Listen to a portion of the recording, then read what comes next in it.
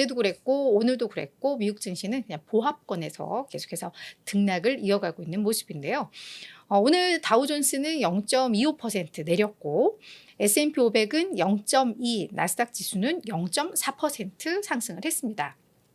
지금 뭔가 이렇게 재료가 좀 없어요. 그래서 지금 뭐 이렇게 방향성 없는 이런 때 나오면 또 중요한 일정 계속 얘기하면서 요거 두고 이제 대기 모드다 이런 말 하잖아요. 네. 목요일 날 개인 소비지출 물가지수가 나옵니다. 연방준비제도 이사회 연준이 가장 중요시하는 물가지표죠.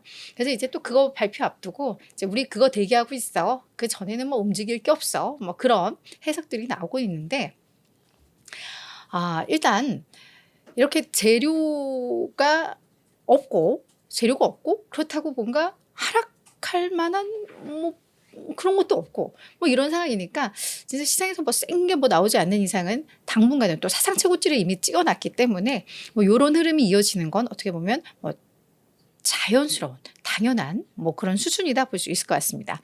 CFRA 리서치라는 곳에 이제 최고 투자 전략가인 샘 스토벌 이분도 뭐 시장에 대해서 계속해서 분석 이야기 많이 내놓는 분인데 우리 미국 증시는 이제 방향성 없는 장세 이어지고 있다. 그냥 각각 종목별로 산업별로 이슈와 재료에 따라서 그냥 등락을 할 뿐이다. 뭐 이렇게 좀 이야기를 하고 있습니다. 그래서 이게 당분간은 이런 흐름이 이어지면 그냥 좀 오히려 안정적이다라고 볼 수도 있을 것 같아요. 변동성이 그만큼 적으니까요. 그래서 이런 장은 일단 좀 이어질 수 있겠다라고 보시면 될 것 같습니다.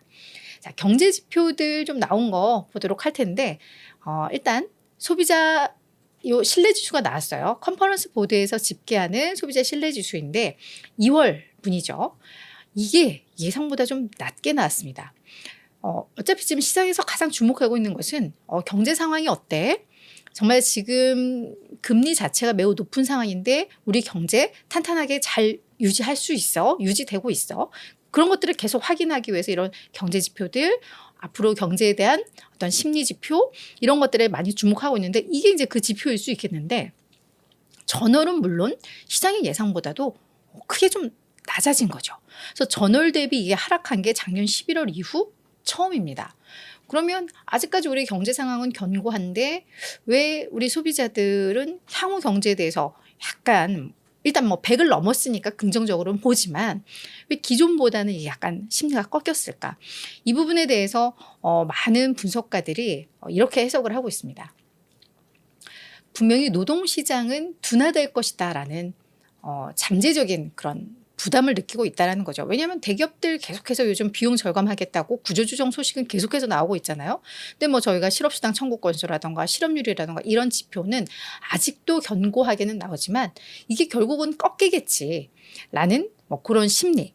그리고 또 하나는 대선을 앞두고 정치권이 뭐 우리나라나 미국이나 똑같아요. 그냥 서로 그냥 적이야 적. 그래서 이 정치권의 어떤 양극화, 갈등 심화 뭐 이런 것들을 봤을 때 경제가 그런 부분에 있어서 좀 부정적인 영향을 받을 것 같아. 뭐 이런 것들이 반영됐다라고 해석이 나오고 있습니다. 뭐 경제 지표는 이랬고요. 이럼에도 불구하고 지수에 미치는 영향은 제한적이었다는 거. 그게 중요하죠. 네. 자, 두 번째는 S&P 500에 대한 목표치 상향이 월가에서 그냥 계속해서 이어지고 있습니다. 이거 약간 잊을만 하면은 뭐 계속 나오고 있죠. 바클레이즈도 연말 목표치 상향 조정을 했습니다. 그동안 4,800을 계속 이야기를 했었기 때문에 뭐 완전히 뭐 JP 모건 스탠리 이런 데보다는 그래도 양호하지만 그쪽은 뭐 4,000 초중반대를 이야기를 하니까요. 그래도 한 4,800대면 한 중간보다 조금 낮은 그러니까 신중론자였는데 결국은 5,300으로 상향 조정을 했습니다.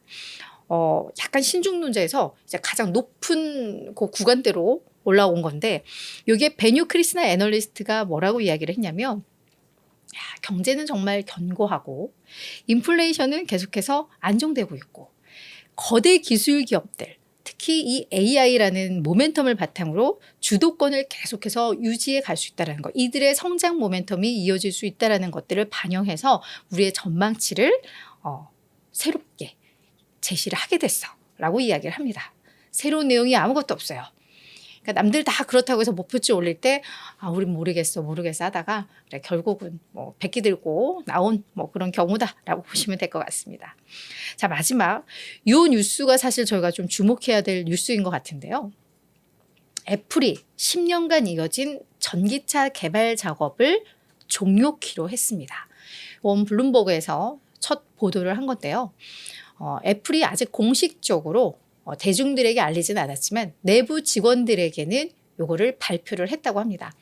그래서 우리 뭐 애플의 전기차, 애플카 2014년에 처음 애플이 나온다 해서 뭐 현기차, 뭐 현대차와 뭐 협업하지 않을까?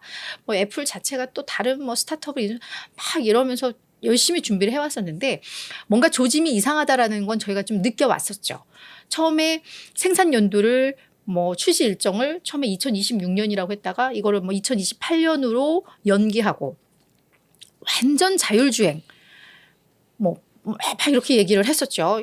그래서 브레이크가 핸들이 없는 차였나요? 막 이렇게 얘기를 했다가 갑자기 완전 자율은 좀 힘들 것 같아서 이걸 약간 반자율주행으로, 그러니까 레벨 원래 4 자율주행을 하겠다라고 했던 걸 뭐 레벨 2 플러스 정도로 할 거야. 막 이렇게 낮추면서 생각보다 이게 기술이 쉽지 않은가 보다라는 생각은 했는데 결국은 완전 종료.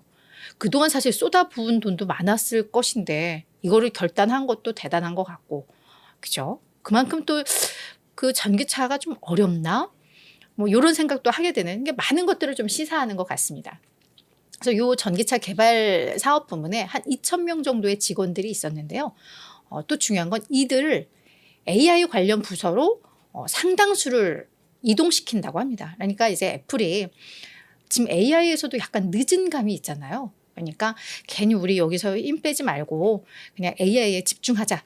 이런 어떤 사업의 전략을 바꾼 것일 수도 있을 것 같습니다. 그래서 시장에서는 그 10년간 여기에 되게 목맸던 것 좀 아깝긴 하지만 AI에 더 집중도를 높인다는 데 있어서는 나쁘지 않게 해석들을 하는 것 같아요.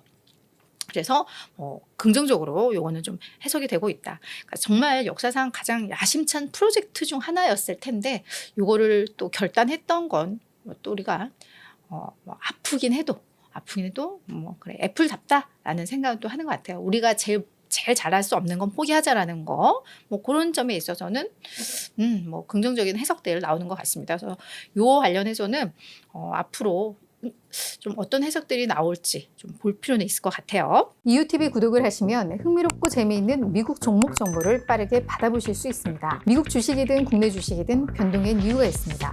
자연히 모든 투자에도 이유가 있어야 합니다. 이유TV가 서학개미들의 길잡이가 되어 그 이유를 함께 찾아가겠습니다. 매주 화요일부터 금요일 오전 8시 유튜브 라이브로 찾아가는 이유 누나의 이유TV 많은 관심 부탁드립니다.